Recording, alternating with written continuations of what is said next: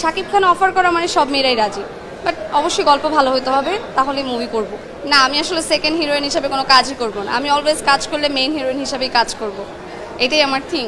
প্রমোশনে কাজ করা হচ্ছে, নিজের বিজনেস আছে, বিজনেস করছি।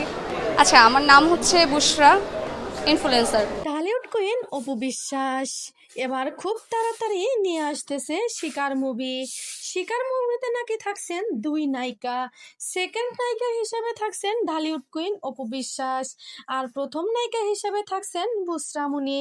যদিও বুসরা মুনি এর আগে কোনো ছবি করেনি, কিন্তু তার রূপে গুণে চেহারাতে সব দিকেই তিনি পারফেক্ট।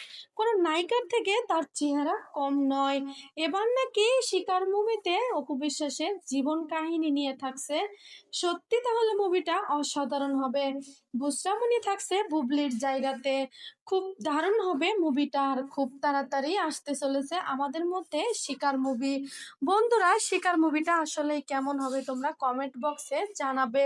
শিকার মুভি শুটিং করার জন্য থাইল্যান্ডে গেছে অপু বিশ্বাস, বুসরামণি আর শাকিব খান। চলুন দেখা যাক তারা কি ধরনের মুভি আমাদেরকে উপহার দেয়। ভিডিওটা ভালো লাগলে লাইক